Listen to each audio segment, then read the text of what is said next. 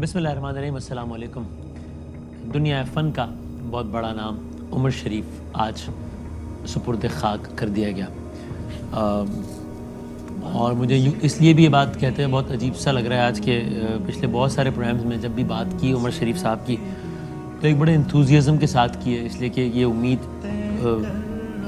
छुपी हुई थी उस इंथुजियाज़म में कि अभी ये हो गया, अभी ये हो गया, अभी ये हो गया, तो अब इंशाल्लाह आगे पर वो बस जल्द से याब होकर वापस आ जाएंगे इंशाल्लाह। लेकिन आज ऐसा कुछ भी कहने को नहीं है, बल्कि आज कहने को ये कि उनको सुपुर्द खाक करके हम वापस आ गए हैं।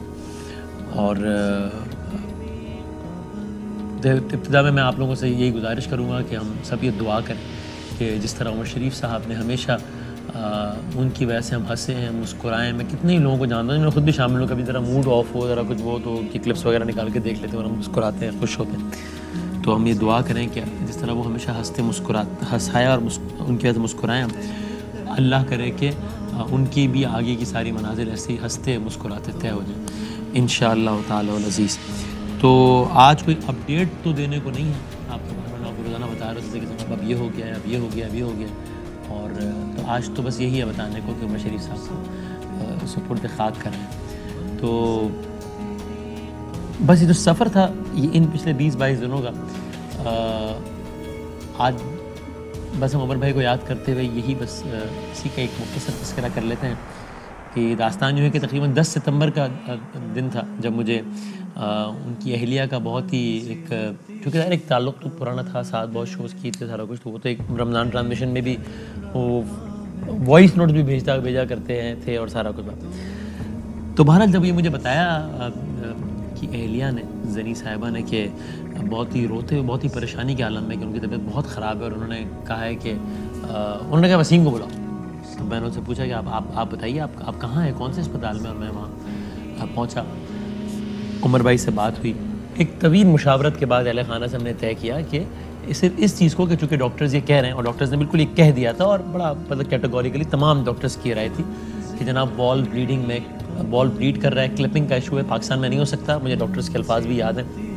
15 से 21 दिनों के अंदर इनको अमेरिका, जर्मनी या सऊदी अरब होना है, वरना हालात ख़राब हैं। 10 अक्टूबर की बात और 1 अक्टूबर की नहीं, 21 दिन ही हुए, आप लिख लीजिए, तकरीबन 21 दिन ही हुए उनकी डेथ को।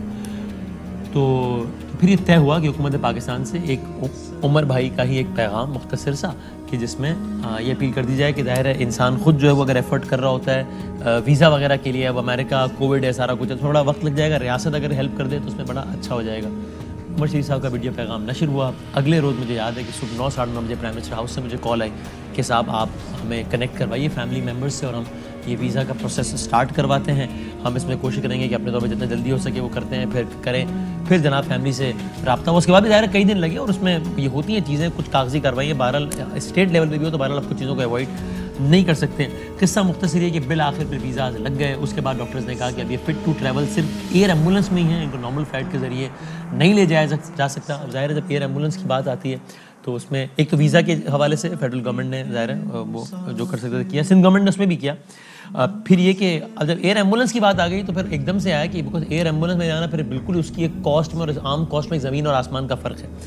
तो ऐसे में सिंध गवर्नमेंट का बहुत ख़ास शुक्रिया कि जिन्होंने कुछ कहने अभी ये सोचने की नौबत नहीं आई थी कि क्या है, किस तरह होगा मामला, मुमकिन है नहीं है अखराजात के हवाले से, कि सिंध गवर्नमेंट ने कहा। बल्कि उससे भी पहले अगर मैं आपको बताऊं, जब मैं दूसरे दिन उमर शरीफ साहब के पास जा रहा था तब मुझे मुर्तज़ा अब्बास साहब ने कहा कि सिंध गवर्नमेंट सारे अखराजात बेयर करेगी। लेकिन मैंने उनसे कहा, ये मैं अनुरोध कह सकता हूँ कि क्योंकि यानी मैं फैमिली के बिहाफ पे गया, तो मैं ही वो था जिन्होंने कहा कि नहीं हमें ज़रूरत नहीं है, अल्हम्दुलिल्लाह आपका बहुत शुक्रिया, जज़ाकल्लाह। लेकिन जब एयर एम्बुलेंस का मामला आया तो एकदम से सारी कॉस्ट एकदम हाई हो गई। और अभी ये सोचने से पहले कि जनाब क्या होगा, इसका कैसे होगा, सिंध गवर्नमेंट ने सारा अरेंजमेंट कर दिया। उसकी अपनी भी बहरहाल एक कागजी कार्रवाई थी, पेमेंट कैसे होनी है, क्या होनी है, फ़लाँ लेटर। बहरहाल वो सब कुछ करके हो गया। अब जब उमर शरीफ साहब का बिल्कुल जब रवानगी का वक्त करीब आया, एक अजीब सूरत हाल हो गई। मैं पाकिस्तान से बाहर था, मुझे बहुत ही परेशान कुन आलम में फ़ोन आया कि इनकी तबीयत तो ठीक नहीं है और डॉक्टर्स कह रहे हैं फिट टू ट्रैवल नहीं है।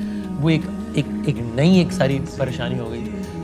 फिर उसके बाद तबीयत दोबारा स्टेबल हुई। उसी एयर एम्बुलेंस के अमले ने, उसी निजी अस्पताल के अमले ने कहा कि नहीं अब ये मामला बेहतर है और अभी फिट टू ट्रैवल हैं आगे। उसके बाद फ्लाई किए, पहला स्टॉप था जर्मनी, दूसरा आइसलैंड, तीसरा कनाडा और चौथा वाशिंगटन। यहाँ से चले हैं, 7 घंटे की फ़्लाइट थी, जर्मनी पहुँचे हैं। जब जर्मनी पहुँचे तो मुझे भाभी ने बताया कि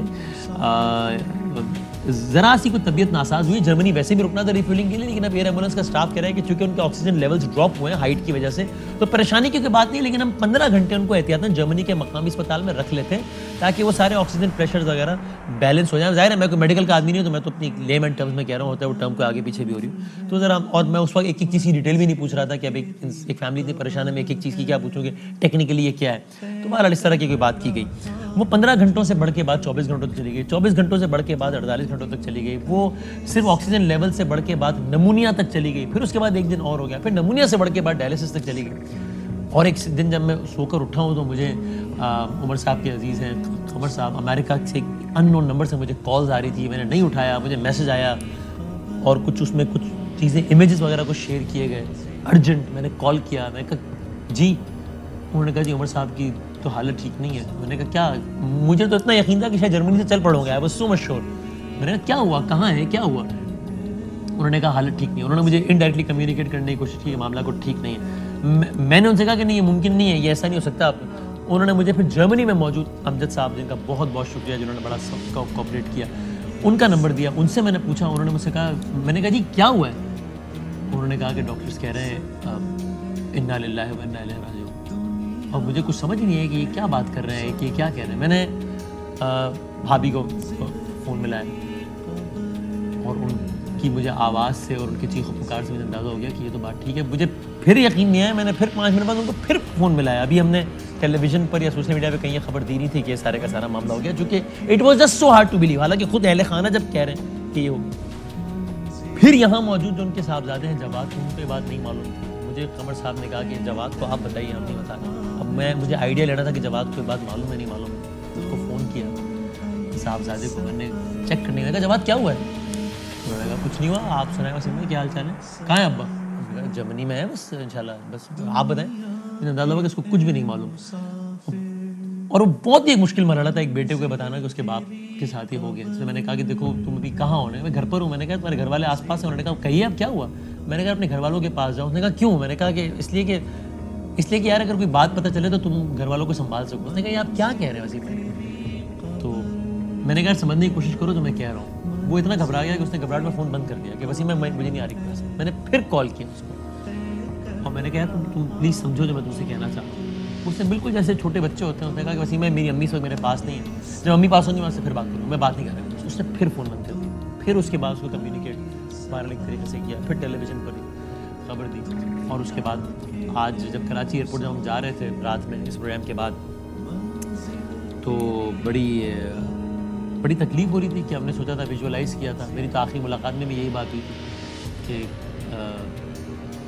अमेरिका का जो फलां कैफ़े है वहाँ पे बैठ के हम जी चाय पियेंगे और कॉफ़ी पियेंगे। तो मैंने नहीं सोचा था, वाकई मैंने नहीं सोचा था कि उनकी डेड बॉडी रिसीव करने के लिए हम जा रहे हैं। तो बहरहाल उमर शरीफ कितना बड़ा आदमी था और क्या था, उसके लिए मुझे कहने की ज़रूरत नहीं है। आप सब लोग सुन चुके हैं सारा कुछ है। मैं या कुछ मनाजिर देख रहे हैं, मैंने प्रोग्राम्स किए उनके साथ। मैं सिर्फ एक लफ्ज़ कहूँ, मुझे प्रोग्राम करते हुए मैंने ज़िंदगी में आज तक इतना ज़्यादा बरजस्ता जो जवाब देने की सलाहियत वो मैंने नहीं देखी ज़िंदगी में किसी और इंसान। मैंने देखी ही नहीं वाकई। और मुझे ऐसा यानी आपको ऐसा लगता था कि आप किसी इंसान के साथ काम नहीं कर रहे, आप किसी रोबोट के साथ काम कर रहे हैं जिसमें चीज़ें फिक्स हुई हैं कि आप जुमला देते हैं, वो सामने से एक मज़ाहिया जुमला, आप बात करते हैं, वो सामने से। इंसान हैरान हो कि भाई ये कैसे हो सकता है। तो मुझे पूरा सफ़र था मेरा कराची के इलाके खारादर में से टिकटें ख़रीद के शो की। और उससे पहले जब टिकटें खरीदने के पैसे नहीं होते थे तब आर्ट्स काउंसिल में बाहर सिर्फ खड़े रहना इस आस में कि हाँ उमर शरीफ गुजरे तो हम देख सकें लाइव कि उमर शरीफ को।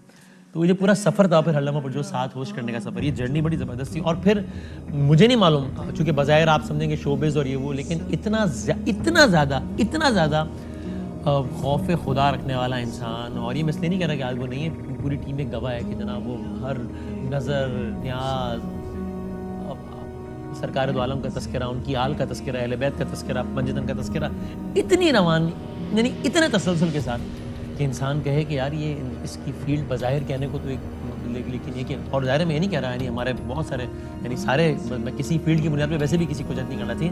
मैं एक बात कर रहा हूँ कि मुआशरे में पहला कॉन्सेप्ट ही आता है कि अच्छा यार, लेकिन क्या कहने हैं, क्या बात। तो बहरहाल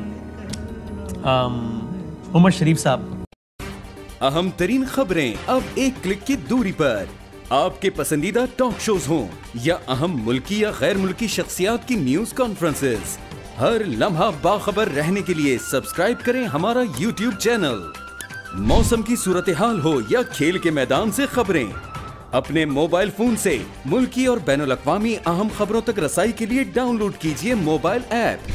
बावसूख ज़राए से मुसद्दिका खबरों, तज्ज़ियों और तबसरों से मुस्तफीद होने के लिए विजिट कीजिए पाकिस्तान की सबसे बड़ी न्यूज वेबसाइट www.arYnews.tv।